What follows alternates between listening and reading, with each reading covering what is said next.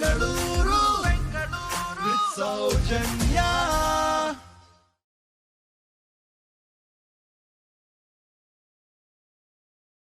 So ನಾವು ಸಬ್ಜೆಕ್ಟ್ಸ್ಗಳ ಬಗ್ಗೆ ಮಾತಾಡ್ತಾ ಮ್ಯಾಥಮೆಟಿಕ್ಸ್ ಅಂದರೆ ಗಣಿತ ಅಂದರೆ ಕಬ್ಬಿಣದ ಕಡಲೆ ಅಂತ ಯೂಶಲಿ ಕಂಪೇರ್ ಮಾಡ್ತೀವಿ.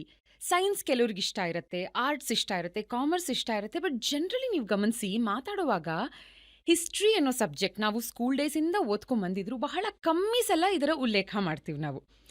ಹಿಸ್ಟ್ರಿ ಅಂದರೆ ಅಯ್ಯೋ ಬೋರಿಂಗ್ ಅಂತ ಅನ್ಕೊಳ್ತೀವಿ. ಬಟ್ ಐ ಬಿಲೀವ್ ಬೆಳೀತಾ ನನಗೆ ಹಿಸ್ಟ್ರಿ ಬಗ್ಗೆ ಏನು ಒಪಿನಿಯನ್ ಇತ್ತು ಆ್ಯಕ್ಚುಲಿ ನನಗೆ ನೆನಪಿಲ್ಲ. ಬಟ್ ಓದಿರೋ ಒಂದಷ್ಟು ಅಂದರೆ ಈ ಬೈ ಹಾರ್ಟ್ ಮಾಡೋದು ಮಕ್ಕಿ ಏನು ಕಲ್ತಿರ್ತೀವಿ ಎಕ್ಸಾಮ್ಗೋಸ್ಕರ, ಇಂಥ ಇಸ್ವಿನಲ್ಲಿ ಇಂಥ ಯುದ್ಧ ನಡೀತು, ಇಂಥವ್ರ ಮೇಲೆ ನಡೀತು, ಅಷ್ಟನ್ನು ತಿಳ್ಕೊಂಡಿದ್ದು ಬಿಟ್ಟರೆ ಇವತ್ತಿನ ದಿನ ವೆನ್ ಐ ಲುಕ್ ಬ್ಯಾಕ್ ಅಲ್ವಾ, ಹಿಸ್ಟ್ರಿನ ಇನ್ನೂ ಚೆನ್ನಾಗಿ ಆಳವಾಗಿ ಓದಬೇಕಿತ್ತು, ಅಧ್ಯಯನ ಮಾಡಬೇಕಿತ್ತು, ಇದನ್ನು ಇನ್ನೊಂದಷ್ಟು ಚೆನ್ನಾಗಿ ಅರ್ಥ ಮಾಡ್ಕೋಬೇಕಿತ್ತು ಅನ್ಸುತ್ತೆ. ಬಟ್ ನೀನು ಓದೋ ಸಮಯದಲ್ಲಿ ಚೆನ್ನಾಗಿ ಓದಿದ್ದಿದ್ರೆ ಇದೆಲ್ಲ ನಿನಗೆ ಗೊತ್ತಾಗ್ತಿತ್ತು ಅನ್ನಕ್ಕೂ ಆಗಲ್ಲ, especially in a place like India. ಯಾಕಂದರೆ ನಮ್ಮ ಹಿಸ್ಟ್ರಿ ಟೆಕ್ಸ್ಟ್ ಬುಕ್ಸ್ನಲ್ಲಿ ಸಾಕಷ್ಟು ಸತ್ಯಗಳು ನಮಗೆ ಗೊತ್ತೇ ಇಲ್ಲ, ಅದನ್ನು ತಿಳಿಸೇ ಇಲ್ಲ ಅನ್ನೋದು ಇವತ್ತು ನಮಗೆ ಗೊತ್ತಿರೋವಂಥ ಒಂದು ಫ್ಯಾಕ್ಟ್. ಸೊ ಇವತ್ತು ಹಿಸ್ಟ್ರಿನ ಬಹಳ ಇಂಟ್ರೆಸ್ಟಿಂಗ್ ಆಗಿಸೋವಂಥ ಒಬ್ಬರು ಎಕ್ಸ್ಟ್ರಾರ್ಡ್ನರಿ ಗೆಸ್ಟ್ನ ನಾನು ಕರ್ಕೊಂಬಂದಿದ್ದೀನಿ. ಇವರ ಮಾತು, ಇವ್ರು ಮಾಡಿರುವಂಥ ರಿಸರ್ಚ್, ಇವರು ಮಾತನಾಡುವಂಥ ವೈಖರಿ ಆ್ಯಂಡ್ ಇವರು ಹಿಸ್ಟ್ರಿನ ನಮಗೆ ಹೇಳುವಂಥ ಒಂದು ಪರಿ ಇದೆಯಲ್ಲ, ಅಂದರೆ ಒಂದು ತುಂಬ ಟಫೆಸ್ಟ್ ಸಬ್ಜೆಕ್ಟ್ನು ತುಂಬ ಬ್ಯೂಟಿಫುಲ್ಲಾಗಿ ಎಕ್ಸ್ಪ್ಲೇನ್ ಮಾಡೋರನ್ನ ಇವತ್ತಿನ ದಿನ ನಾವು ಇನ್ಸ್ಟಾ ರೀಲ್ಸಲ್ಲೋ ಅಥವಾ ಪಾಡ್ಕಾಸ್ಟಲ್ಲೋ ನೋಡಿದಾಗ ಇವ್ರು ನಮ್ಮ ಹಿಸ್ಟ್ರಿ ಟೀಚರ್ ಆಗಬೇಕಿತ್ತು ಅಂತ ಅಂದ್ಕೊಳ್ತೀವಲ್ಲ, ಆ ಥರದೊಬ್ಬರು ವ್ಯಕ್ತಿನ ಇವತ್ತು ನಾನು ಕರ್ಕೊಂಬಂದಿದ್ದೀನಿ. And let me tell you, ಇವರು former IT professional, yes, columnist ಆಗಿದ್ದಾರೆ, ಆಥರ್, ಹಿಸ್ಟಾರಿಯನ್. ನಮ್ಮ ಕನ್ನಡದವರು ಅನ್ನೋದಕ್ಕೆ ಬಹಳ ಹೆಮ್ಮೆ ಇದೆ, ಯಾಕಂದರೆ ಪ್ಯಾನ್ ಇಂಡಿಯಾ ಸಿಕ್ಕಾಪಡೆ ಪಾಪ್ಯುಲರ್ ಆಗಿದ್ದಾರೆ ಸರ್. ಹುಟ್ಟಿ ಬೆಳೆದಿದ್ದು ಎಲ್ಲ ನಮ್ಮ ಬೆಂಗಳೂರಿನಲ್ಲೇ, ನಮ್ಮ ಬೆಂಗಳೂರಿನ ಶ್ರೀಯುತ ಸಂದೀಪ್ ಬಾಲಕೃಷ್ಣ ಸರ್. ನಮಸ್ಕಾರ, welcome to voice of Bengaluru. ನಮಸ್ಕಾರ ಅಮ್ಮ, thank you. So you've been a true voice of not just Bengaluru but voice of Indian history. Sir, ಇವಾಗ ನಮ್ಮ ಕಾನ್ವರ್ಸೇಷನ್ನ ನಾನು ಸ್ಟಾರ್ಟ್ ಮಾಡ್ತಾ I want to ask you, what made you become interested history ಅನ್ನೋಂಥ ಒಂದು ಸಬ್ಜೆಕ್ಟಲ್ಲಿ? ಯಾಕಂದರೆ ಬೆಳೆಯುವಂಥ ದಿನದಲ್ಲಿ ಸಾಕಷ್ಟು ಜನರಿಗೆ ಹಿಸ್ಟ್ರಿ ತುಂಬ ಬೋರಿಂಗ್ ಅನಿಸುತ್ತೆ, ಕನ್ಫ್ಯೂಸಿಂಗ್ ಅನಿಸುತ್ತೆ, ಕಷ್ಟ ಅನಿಸುತ್ತೆ. ನಿಮ್ಮ ಆಸಕ್ತಿ ಟುವರ್ಡ್ಸ್ ಇತಿಹಾಸ ಎಲ್ಲಿಂದ ಸ್ಟಾರ್ಟ್ ಆಯಿತು? ಇದು ನನ್ನ ಅನುಭವದಿಂದ ಹೇಳೋ ಹಾಗಿದ್ದರೆ ಇದಕ್ಕೆ ಉತ್ತರ ಇನ್ನೂ ನಾನು ಕಂಡುಕೊಂಡಿಲ್ಲ. ಓಕೆ, ಅದು ಹಾಗೆ ಡೆವಲಪ್ ಆಯಿತು ಅಂತ ಮಾತ್ರ ಹೇಳಬಹುದು. ನಾನು ಅದನ್ನೇ ಒಂದು ಏಕದೀಕ್ಷೆಯಿಂದ ಇತಿಹಾಸನೇ ನಾನು ಅನುಸಂಧಾನ ಮಾಡಬೇಕು ಅಂತ ಯಾವ ಉದ್ದೇಶನೂ ಇಟ್ಕೊಂಡು ಏನು ಮಾಡಿಲ್ಲ. ಹಾಗೆ ಒಂದು ಬಂತು, ಇನ್ನೊಂದು ಬಂತು. ವಿಶೇಷತಃ ನಮ್ಮ ಇತಿಹಾಸ ಅನ್ನೋ ಇತಿಹಾಸ ಭಾಸದ ಒಂದು ಸರಮಾಲೆಯನ್ನು ಉದ್ದಕ್ಕೂ ನಮ್ಮ ಟೆಕ್ಸ್ಟ್ ಬುಕ್ಗಳಲ್ಲಿ ಸುಮಾರು ಒಂದು 50-55 ವರ್ಷದಿಂದ ಬರೀ ಹಸಿ ಸುಳ್ಳುಗಳನ್ನು, ಅರ್ಧ ಸತ್ಯಗಳನ್ನು, ಪೂರ್ತಿ ಸುಳ್ಳುಗಳನ್ನು, ಇದನ್ನೆಲ್ಲ ಪೋಣಿಸ್ಕೊಂಡು ಬಂದು ನಮಗೆ ಅದು ಭಾರತ ದೇಶದ ಇತಿಹಾಸ ಅಂತ ವಿಶೇಷತಃ ಈ ಕಮ್ಯುನಿಸ್ಟ್ ಅನ್ನಿಸ್ಕೊಂಡಂತಹ ಧುರೀಣರು, ಸ್ವಯಂ ಘೋಷಿತ ಬುದ್ಧಿಜೀವಿಗಳು, ಇತಿಹಾಸ ಮನ್ಯರು, ಇವರೆಲ್ಲ ಮಾಡಿದ್ದು ಒಂದು ಅಗಾಧವಾದ ಡ್ಯಾಮೇಜ್ ಅಂತ ಇದೆಯಲ್ಲ, ಅದನ್ನು ನನಗೆ ಹೀಗೆ ಆಕಸ್ಮಿಕವಾಗಿ ಸಿಕ್ತು. ಅರುಣ್ ಶೌರಿ ಅವರು ಬರೆದಿದ್ದಾರೆ, ಮೊದಲನೇ ಬಾರಿಗೆ ಆ ಥರ ಒಂದು ವ್ಯವಸ್ಥಿತವಾಗಿ ಗ್ರಂಥ ರೂಪದಲ್ಲಿ ತಂದುಕೊಟ್ರು. Eminent historians, their technology, their line, their fraud ಅಂತ. ಅದು ಹಾಗೆ ಆನುಷಂಗಿಕ ಯಾವುದೋ ಸಪ್ನಾಗೋ ಯಾವುದೋ ಬುಕ್ ಸ್ಟಾಲಲ್ಲಿ ಹೋದಾಗ ಅದು ಸಿಕ್ತು, ಏನಿದೆ ಇನ್ನು ನೋಡೋಣ ಅಂತ. ಅದನ್ನು ನೋಡ್ತಾ ಇದ್ದರೆ ಬಹಳ ಶಾಕಿಂಗ್ ಆಗಿ ಅನ್ನಿಸ್ತು ನನಗೆ, ಇದೇನಿದು ಅಂತ. ಅದು ಅಲ್ಲಿಗೆ ಬಿಟ್ಬಿಟ್ಟೆ. ಆಮೇಲೆ ನಿಧಾನಕ್ಕೆ ಹಾಗೆ ಹೀಗೆ ಬೇರೆ ಬೇರೆ ರೀತಿಯೆಲ್ಲ ಬಂತು. ಸೊ ಇತಿಹಾಸನೂ ಮಾಡೋಣ ಅಮಾಂಗ್ ಮೈ ಅದರ್ ಇಂಟ್ರೆಸ್ಟ್ಸ್, ಇದು ಒಂದು ಮುಖ್ಯವಾದ್ದು ಅಂತ ಹಾಗೆ. ಸೊ ನೀವು ಹೇಳೋ ಹಾಗೆ ನಾನು ಯಾವ ಅಕಾಡೆಮಿಕ್ ಡಿಗ್ರಿ PhD ಯಾವುದು ಇಲ್ಲದೇ ಇರೋವಂಥ ಸ್ವಯಂ ಒಂದು ಪ್ರೇರಣೆಯಿಂದ ಇತಿಹಾಸನ ನಾನು ಅಧ್ಯಯನ ಮಾಡ್ಕೊಂಡು ಬಂದಿರೋದು ಇಷ್ಟೇ. ಬಟ್ ಐ ಥಿಂಕ್ ಪ್ಯಾಷನೆಟ್ ಆಗಿ ನಾವೇನೋ ಒಂದನ್ನ ಮಾಡಿದಾಗ, ದೋ ಪ್ರೊಫೆಷನಲಿ ಅದನ್ನ ಅಂದ್ರೆ ನಾವು ಅದನ್ನ ನೀವು ಹೇಳ್ದಾಗೆ ಟ್ರೆಡಿಷನಲಿ ಅದನ್ನೇ ಕಲ್ತು ಬಂದಿಲ್ಲದೆ ಇದ್ರು ಪ್ಯಾಷನೆಟ್ ಆಗಿ ಒಂದನ್ನ ಮಾಡಿದಾಗ ಇನ್ನೂ ಜಾಸ್ತಿ ಆಸಕ್ತಿಯಿಂದ ಅದನ್ನ ಕಲಿತೀವಿ ಅಲ್ವಾ ಸರ್? ಇರುತ್ತೆ ಅದು. ಹೌದು ಹೌದು, ಖಂಡಿತ ಖಂಡಿತ. ಎಲ್ಲರಿಗೂ ಒಂದೊಂದು ಸಬ್ಜೆಕ್ಟ್ ಅಥವಾ ಏರಿಯಾ ಆಫ್ ಇಂಟ್ರೆಸ್ಟ್ ಅಂತ ಇರುತ್ತೆ. ಕರೆಕ್ಟ್. ಆ್ಯಂಡ್ ನೀವು ಮೆನ್ಷನ್ ಮಾಡ್ತಿದ್ರಿ ಟೆಕ್ಸ್ಟ್ ಬುಕ್ಸ್ಗಳ ಬಗ್ಗೆ. ಸೊ ಈ ಒಂದು ಟರ್ಮ್ ಬಹುಶಃ ಸಾಕಷ್ಟು ಜನರಿಗೆ ಗೊತ್ತಿರೋದಿಲ್ಲ, ಮಾರ್ಕ್ಸಿಸ್ಟ್ ಹಿಸ್ಟಾರಿಯನ್ ಅಂತ. ಅಂದ್ರೆ ಇತಿಹಾಸವನ್ನ ತಿರ್ಚಿ ಬರೀತಾರೆ ಹಿಸ್ಟಾರಿಯನ್ ಅನ್ನೋ ಹೆಸರಿನಲ್ಲಿ. ಐ ಥಿಂಕ್ ಇಂಥವ್ರು ಬರೆದಿರುವಂತ ಇತಿಹಾಸನ ಓದಂಥ ನಮಗೆ ಗೊತ್ತೇ ಇಲ್ಲ ಭಾರತದ ಕಾಂಟ್ರಿಬ್ಯೂಷನ್ ಏನು, ಭಾರತೀಯರ ಕಾಂಟ್ರಿಬ್ಯೂಷನ್ ಏನು ಅಂತ. ನಮಗ್ ಗೊತ್ತಿರೋದೆಲ್ಲ ನಾವು ಡಾಮಿನೇಟ್ ಆಗಿದ್ವಿ, ಹ್ಮ್. ಅಥವಾ ಯಾರ್ಯಾರು ನಮ್ಮನ್ನ ಸೋಲ್ಸಿದ್ರು, ಯಾರ್ಯಾರು ಏನೇನ್ ಮಾಡಿದ್ರು ಅಷ್ಟೇ. ಹ್ಮ್. ನಾವ್ ಎಲ್ಲೆಲ್ಲಿ ಎದ್ ನಿಂತ್ವಿ ಅನ್ನೋದು ಸಹ ನಮಗೆ ಗೊತ್ತಿಲ್ಲ. ಅಂಡ್ ನಮ್ಮ ಕಾನ್ವರ್ಸೇಷನ್ನ ಪ್ರಾರಂಭ ಮಾಡ್ತಾ ಒಂದು I would like to quote this. ಶ್ರೀಯುತ ಎಸ್.ಎಲ್. ಭೈರಪ್ಪ ಸರ್ ಅವರು ಅವರ ಎಕ್ಸ್ಪೀರಿಯನ್ಸ್ನ ಹಂಚಿಕೊಂಡು ಹೇಳ್ತಾರೆ. 1969-1970 ಸಮಯದಲ್ಲಿ NCERT ಇದ್ದಾಗಲ್ಲ. ಎಕ್ಸಾಕ್ಟ್ಲಿ ಸರ್, NCERT ಸಮಯದಲ್ಲಿ ಅವರು he was a reader of philosophy of education NCERT ಅಲ್ಲಿ. ಅಂಡ್ 5 ಮೆಂಬರ್ ಕಮಿಟಿಗೆ ಅವರು ಸೆಲೆಕ್ಟ್ ಆಗ್ತಾರೆ. ಸೊ ಇದು ಬೇಸಿಕ್ಲಿ ಏನಂದ್ರೆ ಸೆಂಟ್ರಲ್ ಗವರ್ಮೆಂಟ್ ಅವರು ಆಗಿನ ಪ್ರಧಾನಮಂತ್ರಿಗಳಾಗಿದ್ದಂಥ ಇಂದಿರಾ ಗಾಂಧಿ ಅವರ ನೇತೃತ್ವದಲ್ಲಿ ನೇಷನ್ನ ಥ್ರೂ ಎಜುಕೇಶನ್ ನಾವು ಇಂಟಿಗ್ರೇಟ್ ಮಾಡಬೇಕು ಅಂತ ಹೇಳಿ ಒಂದು ಕಮಿಟಿನ ಫಾರ್ಮ್ ಮಾಡ್ತಾರೆ. ಅದಕ್ಕೆ ಅಧ್ಯಕ್ಷತೆಯನ್ನು ವಹಿಸಿದ್ದವರು ಪಾರ್ಥಸಾರಥಿ. ಜಿ ಪಾರ್ಥಸಾರಥಿ ಅನ್ನೋರು. ಆ್ಯಂಡ್ ಹೇಳ್ತಾ ಹೋಗ್ತಾರೆ ಅಂದರೆ ಮಕ್ಕಳ ಮನಸ್ಸಿನಲ್ಲಿ ಇರುವಂತಹ ಮುಳ್ಳುಗಳನ್ನ ನಾವು ಕಿತ್ತಾಕಬೇಕು, ಹಾಗಾಗಿ ನಮ್ಮ ಎಜುಕೇಷನ್ನ ನಾವು ರೀಡಿಸೈನ್ ಮಾಡಬೇಕು. ಹೇಗೆ ಒಂದು ಎಕ್ಸಾಂಪಲ್ ಕೊಡ್ತೀರಾ ಅಂತ ಎಸ್.ಎಲ್. ಭೈರಪ್ಪ ಸರ್ ಕೇಳಿದಾಗ, ಉದಾಹರಣೆಗೆ ಘಜ್ನಿ ಮೊಹಮ್ಮದ್ ಸೋಮನಾಥ್ ಟೆಂಪಲ್ನ ಲೂಟಿ ಮಾಡ್ದ, ಅಥವಾ ಔರಂಗಜೇಬ್ ಮಸೀದಿಗಳನ್ನು ಕಟ್ಟದ. ಅದು ಹೇಗೆ ಅಂದರೆ ಕಾಶಿನಲ್ಲಿ, ಮಥುರಾನಲ್ಲಿ ನಮ್ಮ ದೇವಸ್ಥಾನಗಳನ್ನು ಒಡೆದುಹಾಕಿ ಮತ್ತು ಜಿಜ್ಯಾ ಕಲೆಕ್ಟ್ ಮಾಡ್ತಿದ್ದ. ಜಿಜ್ಯಾ ಅಂದರೆ ನಾನ್ ಮುಸ್ಲಿಮ್ಸ್ಗಳ ಮೇಲೆ ಇಂಪ್ಲಿಮೆಂಟ್ ಮಾಡಲಾಗ್ತಿದ್ದಂಥ, ಮುಸ್ಲಿಂ ದೊರೆಗಳು ಇಂಪ್ಲಿಮೆಂಟ್ ಮಾಡಲಾಗ್ತಿದ್ದಂಥ ಟ್ಯಾಕ್ಸ್, ಅದು ಜಿಜ್ಯಾ. ಸೊ ಈ ಥರದ ಯೂಸ್ಲೆಸ್ ಫ್ಯಾಕ್ಟ್ಸ್ ಯಾಕಿರಬೇಕು ಟೆಕ್ಸ್ಟ್ ಬುಕ್ಕಲ್ಲಿ ಅಂತ ಅವರು ಉದಾಹರಣೆ ಕೊಟ್ಟು ಕೇಳ್ತಾರೆ. ಆಗ ಎಸ್.ಎಲ್. ಭೈರಪ್ಪ ಸರ್ ಕೇಳ್ತಾರೆ, ಇದು ಸತ್ಯ ಅಲ್ವಾ, ಸತ್ಯ ಗೊತ್ತಾಗಬೇಕಲ್ಲ ಮಕ್ಕಳಿಗೆ ಅಂತಂದಾಗ ಹೀಗೆ ವಾದ ವಿವಾದಗಳು ನಡೆಯುತ್ತೆ. ಆ್ಯಂಡ್ ಕಟ್ ಮಾಡಿದ್ರೆ ನೆಕ್ಸ್ಟ್ ಕಮಿಟಿನಲ್ಲಿ ಸರ್ ಇರೋದೇ ಇಲ್ಲ. ಹೌದು. Sir, I think this is such a beautiful example, eye opener as to Marxist ಹಿಸ್ಟಾರಿಯನ್ಸೇ ಇದ್ರ ಕಮಿಟಿನಲ್ಲಿ ಅಂತ. ಬಿಕಾಸ್ ಅವ್ರು ಹೇಳಿದಕ್ಕೆಲ್ಲ ಹೂ ಹೂ ಹೂ ಅನ್ನೋರ್ನ ಮಾತ್ರನೇ ಇಟ್ಕೊಂಡಿದ್ರ ಕಮಿಟಿನಲ್ಲಿ. ಖಂಡಿತ ಹೌದು, ಖಂಡಿತ ಹೌದು. ಇದಕ್ಕೊಂದು ಸ್ವಲ್ಪ ಸ್ಥೂಲವಾದ ಅದು ಆರ್ಟಿಕಲ್ ನಾನೇ ಟ್ರಾನ್ಸ್ಲೇಟ್ ಮಾಡಿದ್ದೀನಿ ಇಂಗ್ಲಿಷ್ಗೆ. Oh wow, okay okay okay okay ಇರಲಿ. ಇದಕ್ಕೆ ಒಂದು ಉದಾಹರಣೆ ಕೊಡಬೇಕು, ಸ್ವಲ್ಪ ಒಂದು ನೇಪಥ್ಯ ಕೊಡಬೇಕು ಅಂತಂದರೆ, ಸ್ವಾತಂತ್ರ್ಯ ಬಂದ ಮೇಲೆ ಒಂದು ಕಮಿಟಿ ಶುರುವಾಗುತ್ತೆ. ಭಾರತದ ಸ್ವಾತಂತ್ರ್ಯ ಸಂಗ್ರಾಮದ ಸಮಗ್ರ ಇತಿಹಾಸನ ರಚನೆ ಮಾಡಬೇಕು ಅಂತ ಒಂದು ಕಮಿಟಿ ಸರ್ಕಾರದವರು ಶುರು ಮಾಡಬೇಕು ಅಂತ ಮಾಡ್ತಾರೆ. ಅದರ ಮುಖ್ಯಸ್ಥರಾಗಿ ರಮೇಶ್ ಚಂದ್ರ ಮಜುಮ್ದಾರ್, R.C. ಮಜುಮ್ದಾರು, ಮಹಾ ಇತಿಹಾಸ ವಿದ್ವಾಂಸರು, ಅವ್ರನ್ನ ನೇಮಕ ಮಾಡ್ತಾರೆ. ಅವರು ದೇಶದೆಲ್ಲ ಸುತ್ತಿ ಬೇರೆ ಬೇರೆ ಇತಿಹಾಸ ತಜ್ಞರನ್ನು, ವಿದ್ವಾಂಸರನ್ನ ಒಂದು ಕಲೆ ಹಾಕಿ ಇದನ್ನು ಮಾಡಬೇಕು ಅಂತ ಹೇಳಿ ಪ್ರಪೋಸಲ್ ಎಲ್ಲ ಕೊಡ್ತಾರೆ. ಅದು ಅಕ್ಸೆಪ್ಟ್ ಆಗುತ್ತೆ ಸರ್ಕಾರದಲ್ಲಿ. ಬರ್ತಾ ಬರ್ತಾ ಏನಾಗುತ್ತೆ ಅಂತಂದರೆ, ಅದರಲ್ಲಿ ಸ್ವಾತಂತ್ರ್ಯ ಸಂಗ್ರಾಮದ ಸಮಗ್ರ ಇತಿಹಾಸದಲ್ಲಿ ಯಾರ್ಯಾರೆಲ್ಲ ಮುಂಚೂಣಿಯಲ್ಲಿ ಪಾಲ್ಗೊಂಡಿದ್ರು ಇಷ್ಟು ಬರಬೇಕಲ್ಲ, ಅವರ ನಿಜವಾದ ಪಾತ್ರ ಆ ಸ್ವಾತಂತ್ರ್ಯ ಸಂಗ್ರಾಮದ ಬೇರೆ ಬೇರೆ ಹಂತಗಳಲ್ಲಿ ಮುಂಚೂಣಿಯಲ್ಲಿದ್ದಂತಹ ನಾಯಕರು ವಹಿಸಿದಂತಹ ಮತ್ತು ತಗೊಂಡಂತಹ ಬೇರೆ ಬೇರೆ ನಿರ್ಣಾಯಕ ತೀರ್ಮಾನಗಳಲ್ಲಿ ಅದರ ಸತ್ಯಾಸತ್ಯತೆಗಳನ್ನು ಹಾಗೆ ಬರೀತೀನಿ ಅಂತ ಒಂದು ಕ್ಲಾಸ್ ಹಾಕಿದ್ರು. ಅಂದರೆ ಗಾಂಧಿ, ನೆಹರು, ಪಟೇಲು, ಬೋಸು, ಯಾರ್ಯಾರಿದ್ರು, ರಾಜಗೋಪಾಲಾಚಾರಿ, ಯಾರ್ಯಾರಿದ್ರು, ಅವ್ರು ಮಾಡಿದ್ದ ತಪ್ಪು ಸರಿ ಎರಡನ್ನೂ ನಿಷ್ಪಕ್ಷಪಾತವಾಗಿ ನಾನು ಮಂಡಿಸ್ತೀನಿ ಅಂತ ಒಂದು ಕ್ಲಾಸ್ ಬರೆದಿದ್ರು. ಆವಾಗ ಭಾರತದ ಮೊದಲ ಶೈಕ್ಷಣಿಕ ಸಚಿವರಾಗಿದ್ದು ಮೌಲಾನಾ ಅಬುಲ್ ಕಲಾಂ ಆಜಾದ್. ಅವ್ರ ತನಕ ಹೋಯಿತು. ಅಫ್ಕೋರ್ಸ್ ನೆಹರುಗೆ ಬಲಗೈ ಬಂಟ, ಭಾಳ ಆಪ್ತರಾಗಿದ್ದರು. ಇದ್ದಕ್ಕಿದ್ದಂಗೆ ಆ ಪ್ರಾಜೆಕ್ಟನ್ನು ಬೇರೆ ಬೇರೆ ಕಾರಣಗಳನ್ನ ಹೇಳಿ ಪೋಸ್ಟ್ಪೋನ್ ಮಾಡ್ತಾ ಬಂದರು. ಆಮೇಲೆ ಅದನ್ನು ನೋಡಿ ಇದನ್ನು ಸದ್ಯಕ್ಕೆ ಬೇಡ ಅಂತ ಹೇಳಿ ಫ್ರೀಸರಲ್ಲಿ ಹಾಕ್ಬಿಟ್ರು. ಯಾಕಂದರೆ ಇನ್ನು ಇವರೆಲ್ಲ ಪವರಲ್ಲಿ ಇದ್ರಲ್ಲ, ಬದುಕಿದ್ರಲ್ಲ. ಗಾಂಧಿ ಸತ್ತೋಗಿದ್ರು 1949 ಆಗಿದ್ದು, 49 or 50 ಇರಲಿ. ಸೊ ನೆಹರು ಬದುಕಿದ್ರು, ಪಟೇಲ್ ಬದುಕಿದ್ರು, ಎಲ್ಲರೂ ಬದುಕಿದ್ರು, ಆಜಾದು ಬದುಕಿದ್ರು. ಅವ್ರನ್ನೂ ಫ್ರೀಡಮ್ ಫೈಟರ್ ಅಂತೀವಿ, ಯಾಕೋ ಗೊತ್ತಿಲ್ಲ.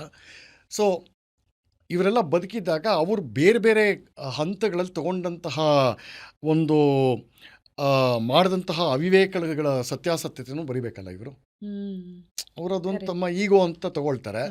ಹೊರಗಡೆ ಇರೋ ಇಮೇಜೇ ಬೇರೆ ಇಲ್ವಾ ಇವ್ರದ್ದು? ನಾವೇ ಸ್ವಾತಂತ್ರ್ಯ ತಂದ್ಕೊಟ್ಟು ನಮ್ಮಿಂದ ಮಾತ್ರ ಬಂತು ಅಂತ. ಇದು ಅವ್ರಿಗೆ ಒಂದು ನುಂಗಲಾರದ ತುತ್ತಾಗಿತ್ತು ಅಂತ ಅದನ್ನು ಫ್ರೀಸರಲ್ಲಿ ಇಡ್ತಾರೆ. ಅದಾದ ಮೇಲೆ ಸರಿ, ಮಜುಮ್ದಾರ್ಗೆ ಗೊತ್ತಾಗತ್ತೆ, ಸರಿಯಪ್ಪ ಇದು ಇಷ್ಟೇ ಇದು ಅಂತ ಹೇಳಿ.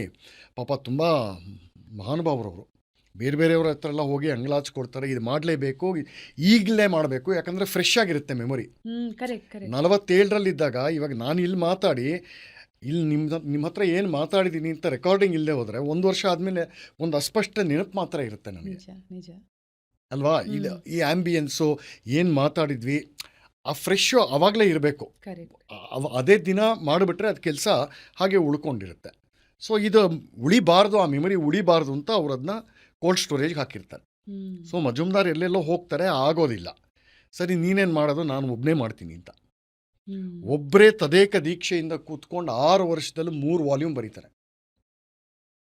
History of the Indian freedom movement ಅಂತ. ಯಾವಾಗ ಇವರು ಅಲ್ಲಿಂದ ಹೊರಗಡೆ ಹೋಗ್ತಾರೆ, ಆ ಕಮಿಟಿನ ಮತ್ತೆ ರಿವೈವ್ ಮಾಡ್ತಾರೆ. ತಾರಾಚಂದ್ ಅಂತ ಒಬ್ಬ ICS ಆಫೀಸರ್, ಇವತ್ತು IAS ಅಂತಾರಲ್ಲ, ಅವಾಗ ICS ಅಂತ ಇದ್ರು. ಅವ್ರಿಗೆ ಇತಿಹಾಸದ ಗಂಧ ಗಾಳಿನೇ ಇರೋದಿಲ್ಲ. ಅವ್ರನ್ನ ತಂದು ಅದನ್ನ ಹೆಡ್ ಅಂತ ಕೂಡಿಸಿ 12 ವರ್ಷ ಆದಮೇಲೆ 1 ವಾಲ್ಯೂಮ್ ತರ್ತಾರೆ. ಅದನ್ನು ಬಿಡುಗಡೆ ಮಾಡಿದ್ದ ಮಹಾನುಭಾವರ ಹೆಸರು ಫಕ್ರುದ್ದೀನ್ ಅಲಿ ಅಹಮದ್ ಇರಬೇಕು. ಇದೇ ಫಕ್ರುದ್ದೀನ್ ಅಲಿ ಅಹಮದ್ದು ಮುಂದೆ 1975ರಲ್ಲಿ ಇಂದಿರಾ ಗಾಂಧಿ ತುರ್ತು ಪರಿಸ್ಥಿತಿ ಹೇರ್ತಾರಲ್ಲ, ಅದಕ್ಕೆ ಸೈನ್ ಮಾಡಿದ್ದು ಇದೇ ಮನುಷ್ಯ. ಸೊ ಹೀಗೆ ಭಾರತದ ನಿಜವಾದ ಇತಿಹಾಸನ ಬರಿಬಾರ್ದು.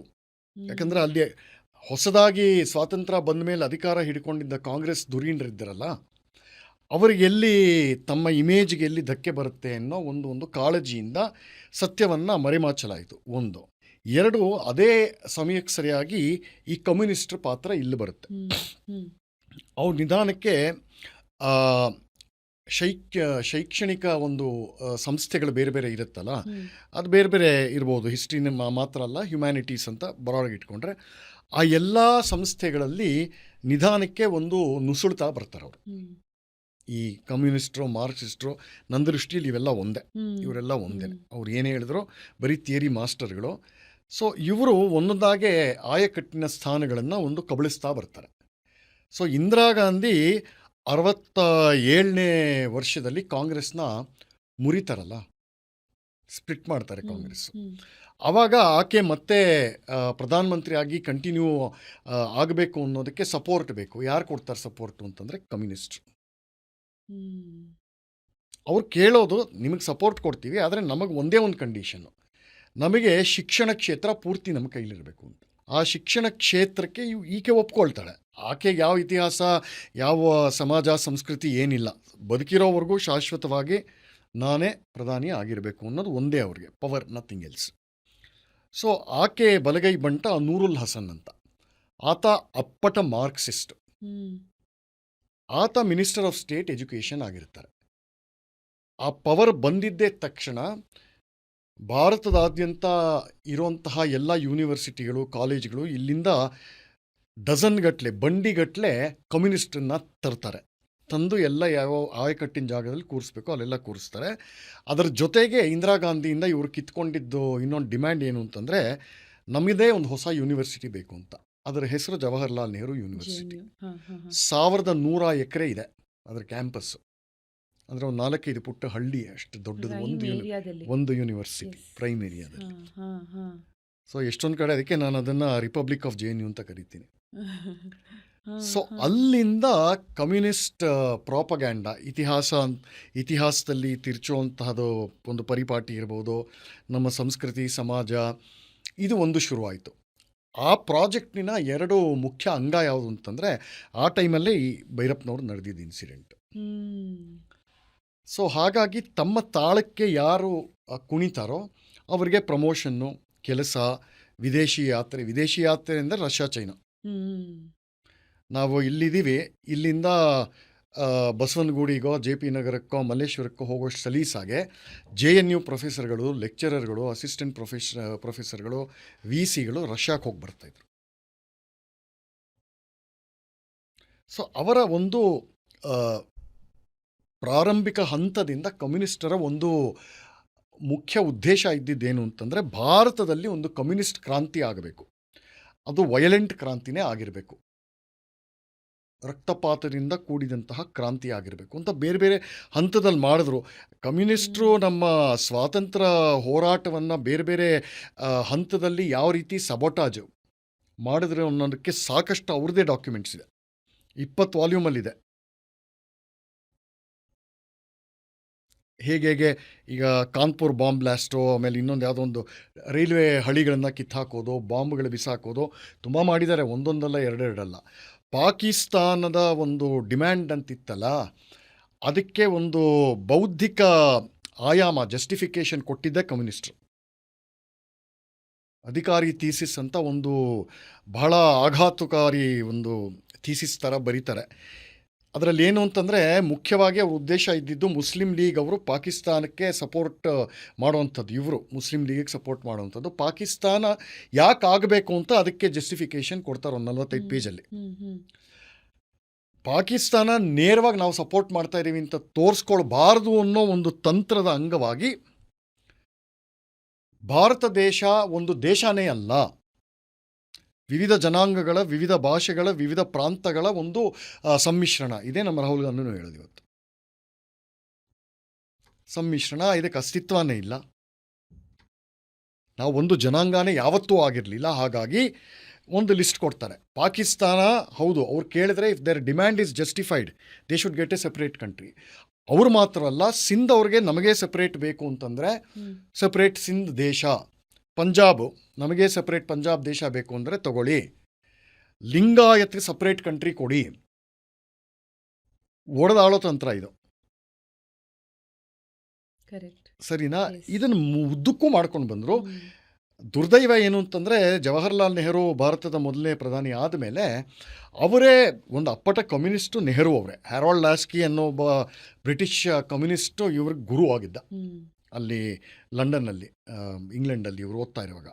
ಸೊ ಅಲ್ಲಿಂದ ಪ್ರೇರಣೆ ಎಲ್ಲ ತಗೊಂಡು ಸಾಕಷ್ಟು ರಷ್ಯಾಗೂ ಹೋಗಿ, ಈ ಕಮ್ಯುನಿಸ್ಟ್ ಒಂದು ಮ್ಯಾಜಿಕ್ ಮಾಡಿಬಿಟ್ಟಿದ್ದಾರೆ, ಮಿರಾಕಲ್ ಮಾಡಿದ್ದಾರೆ, land is full of milk and ಹನಿ, ಹಾಗೆ ಹೀಗೆ ಇದೆ ಉದ್ದಕ್ಕೂ ಪುಂಖಾನುಪುಂಖವಾಗಿ ಬರೆದಿದ್ದಾರೆ.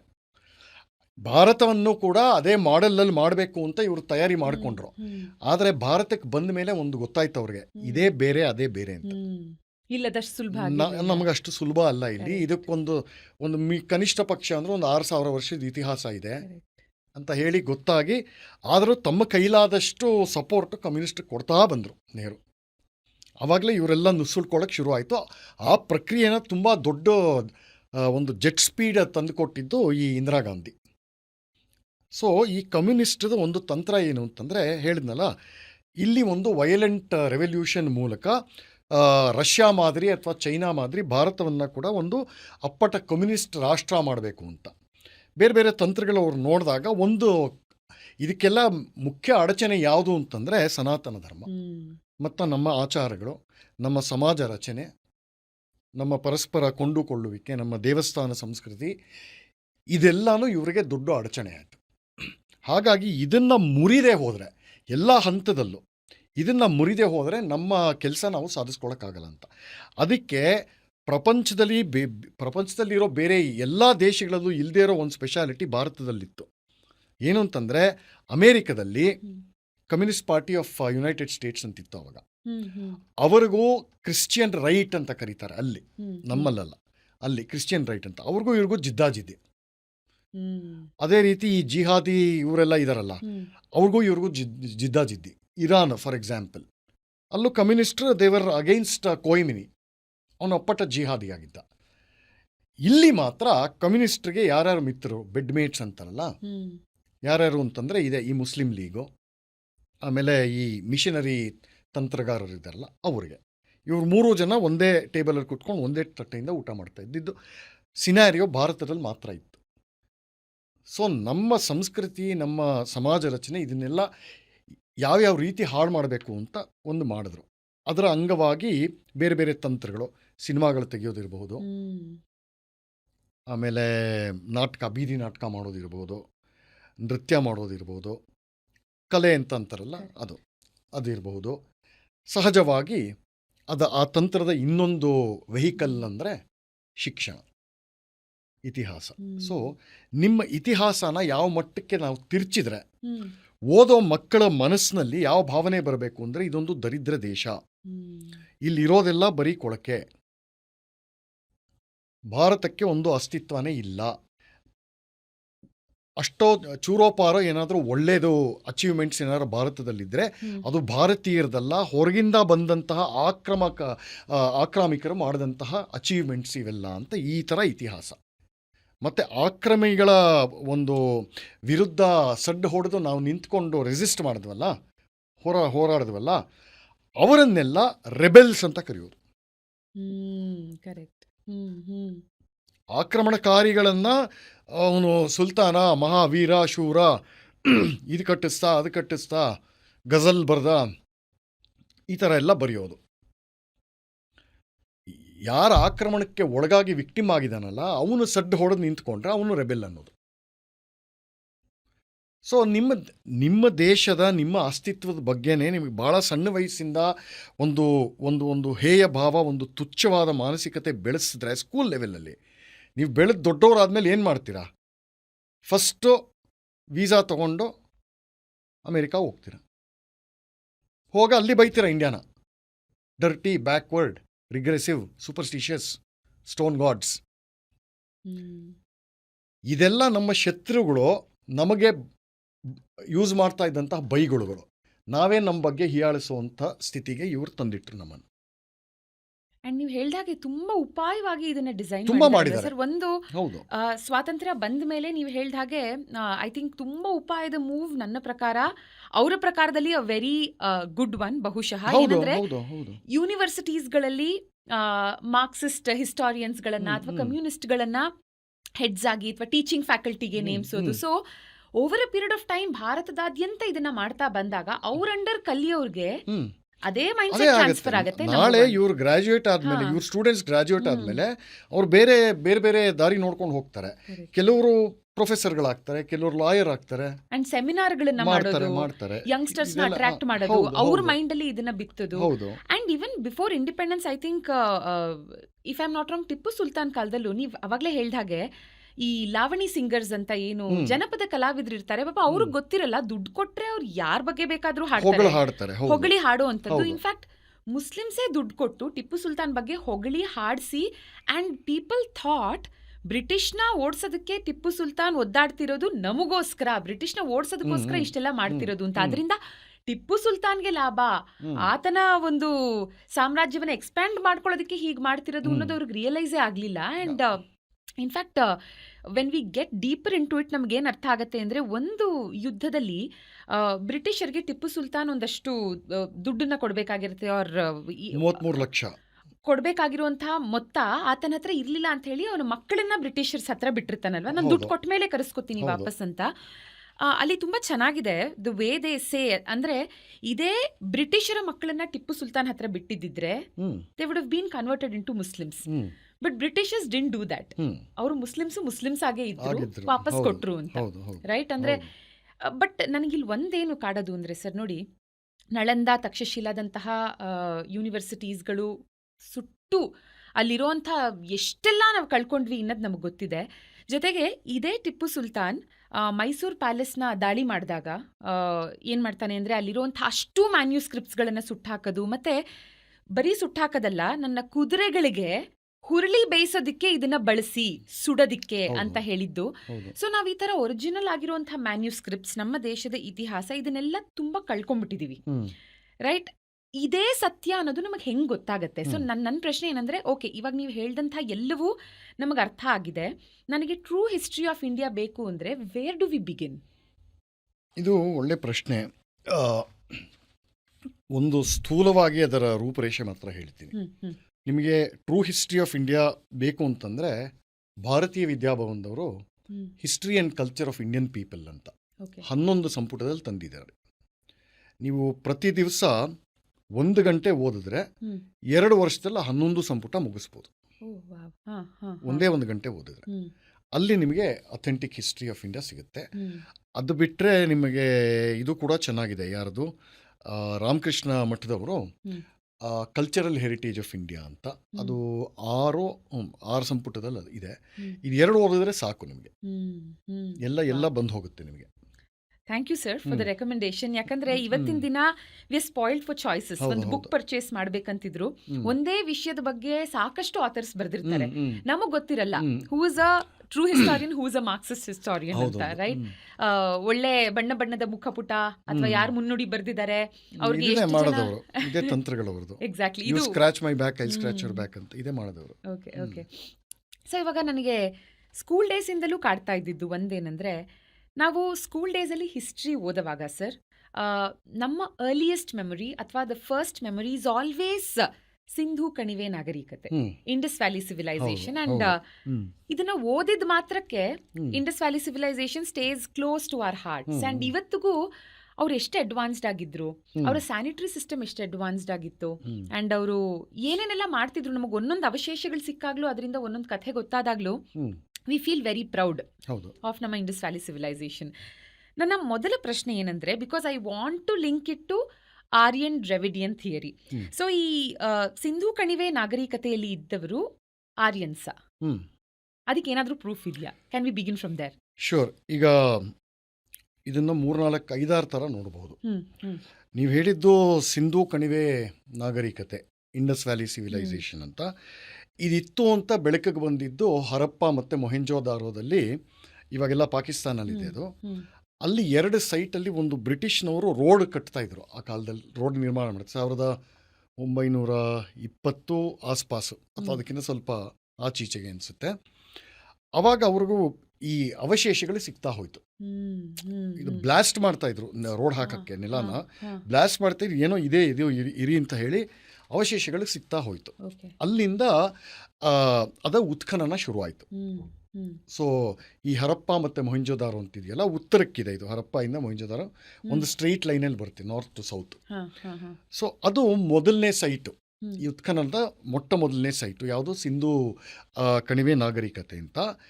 ಅದನ್ನು ಕರೆಕ್ಟಾಗಿ ಹೇಳಬೇಕು ಅಂತಂದರೆ ಸಿಂಧೂ ಸರಸ್ವತಿ ನಾಗರಿಕತೆ ಅಂತ ಕರಿಬೇಕು, ಆಯಿತಾ? ಇಂಡಸ್ ವ್ಯಾಲಿ ಅಂತ ರಿಸ್ಟ್ರಿಕ್ಟ್ ಆಗುತ್ತೆ.